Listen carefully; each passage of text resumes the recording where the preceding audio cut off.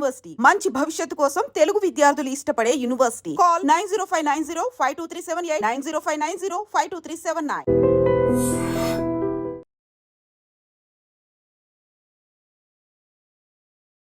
Operation Sindoor తర్వాత ఒక high alert దేశవ్యాప్తంగా కొనసాగుతున్నటువంటి పరిస్థితి అయితే కనిపిస్తోంది. ఎందుకంటే అన్ని చోట్ల కూడా మాక్ డ్రిల్స్ నిర్వహిస్తున్నారు.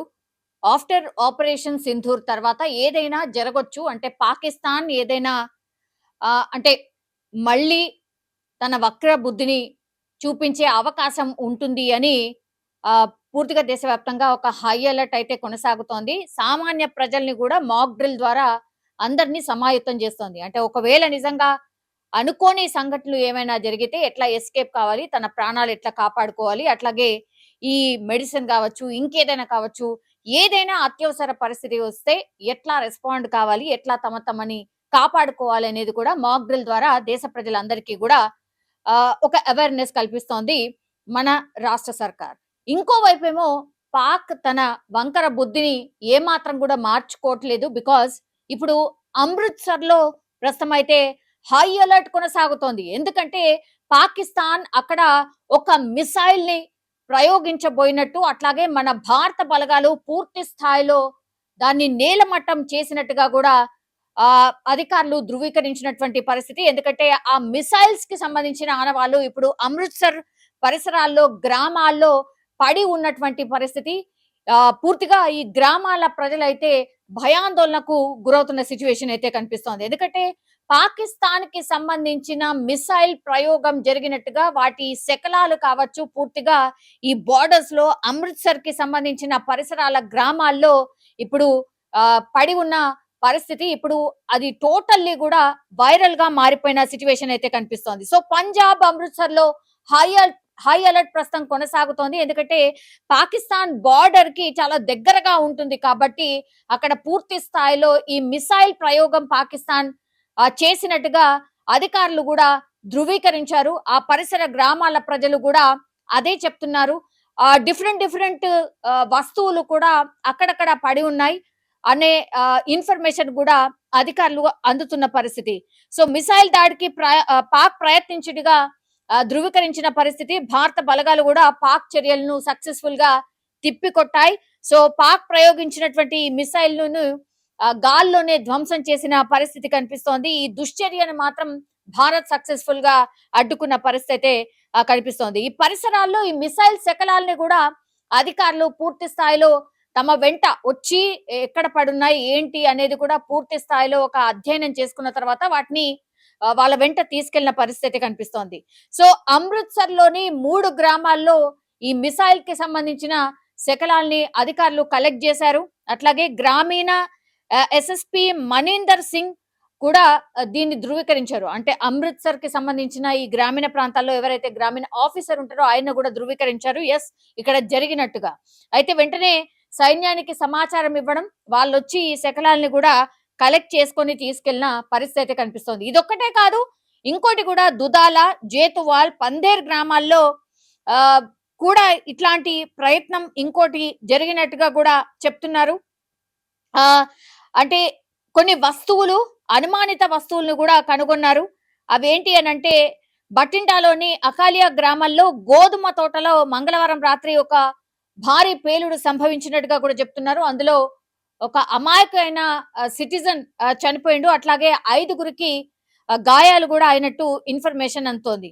సో ఇక్కడ ఒక యుద్ధ విమానం కూలిపోయింది అనేది కూడా కొంత, మరి అది పుకారా లేకపోతే అది కరెక్టా అనేది కూడా అధికారులు ధృవీకరించే ప్రయత్నం ఇంకోటి జరుగుతోంది. అట్లాగే తల్వార్లోని హాజీపూర్ బ్లాక్ లో గగ్వాల్ గ్రామంలో ఒక ఇంటి ప్రాంగణంలో గీజర్ ఆకారంలో ఉన్నటువంటి ఒక పరికరం పడిపోయింది.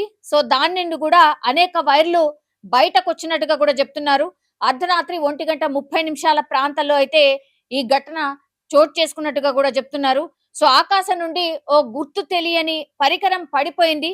సో ఆ ప్రాంతంలో భయాందోళన వాతావరణం అయితే కనిపిస్తోంది. సో ఆ వింత ఆకారంలో ఉన్నటువంటి వస్తువు పడిపోయినప్పుడు పెద్ద శబ్దం కూడా వచ్చినట్టు స్థానికులు చెప్తున్నారు. ఆ శబ్దం విని చాలా అక్కడ ఉన్నటువంటి కుటుంబ సభ్యులు కూడా భయాందోళనకు గురైనరు. అట్లాగే చుట్టుపక్కల ఉన్నటువంటి ఇళ్లలోని వారు కూడా నిద్రలోంచి లేచి బయటికి పరుగులు తీసిన పరిస్థితి అయితే కనిపిస్తోంది. సో హాజీపూర్ పోలీసులకు సమాచారం అందించారు ఈ గ్రామస్తులంతా కూడా.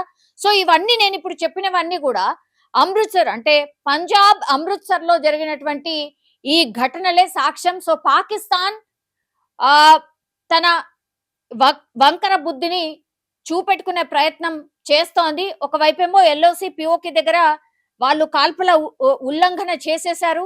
ఇప్పుడు మొన్ననేమో సాధారణంగా ఈ గన్స్ ఏవైతే ఉంటాయో ఆ గన్స్ ని యూజ్ చేసి ఫైర్ చేశారు. కానీ ఇప్పుడు మనుషులు చనిపోయేలాగా ఏవైతే గన్స్ వాడతారో వాటిని వాడుతూ ఇప్పుడు సివిలియన్స్ అంటే ఆ చుట్టుపక్కల గ్రామాల్లో ప్రజలు ఎవరైతే నివాసం ఉంటున్నారో వాళ్ళనే టార్గెట్ చేసి అగైన్ తమ టార్గెట్ ని సామాన్య ప్రజల్ని చేసుకున్నట్టు కనిపిస్తోంది. ఇప్పటికే ఒక జవాన్ కూడా చనిపోయిండు. కొంతమంది పౌరులు కూడా చనిపోయినట్టు వార్తలు వస్తున్న పరిస్థితి. దీంతో పూర్తిగా అలర్ట్ అయింది కేంద్రం. అక్కడ ఇప్పుడు నేను చెప్తున్నటువంటి అమృత్సర్ ప్రాంతంలో ఆ బార్డర్స్ కి సంబంధించిన గ్రామాల ప్రజలు ఎవరైతే ఉంటారో వాళ్ళందరినీ కూడా అక్కడ నుంచి వేకేట్ చేపిస్తోంది.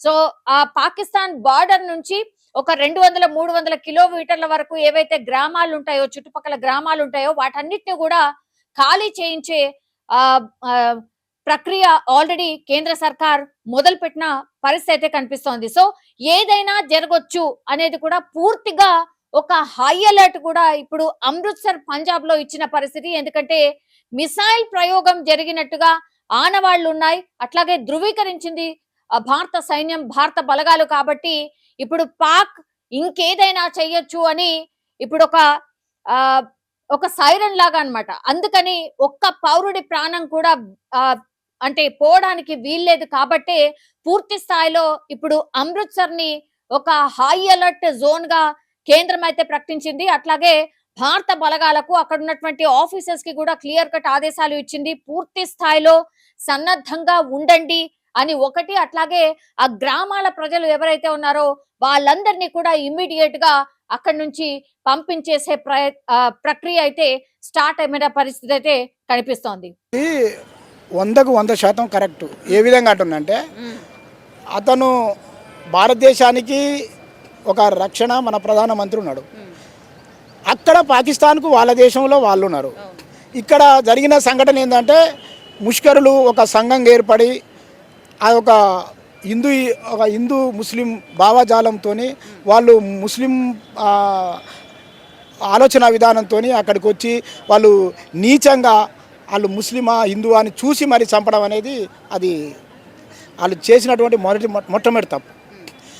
ఆ తప్పును మన ప్రభుత్వం దానికి ఏదైతే ప్రతిచర్య చేస్తుందో అది చేసినందుకే పహల్గామ్లో వాళ్ళు దుశ్చర్యకు పాల్పడ్డందుకే చేస్తారు.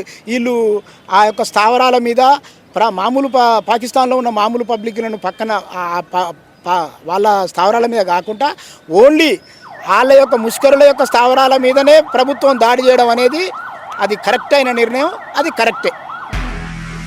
నిజంగా ప్రస్తుతం ఉన్నటువంటి సమాజం దేనికి ప్రయారిటీ ఇస్తుంది?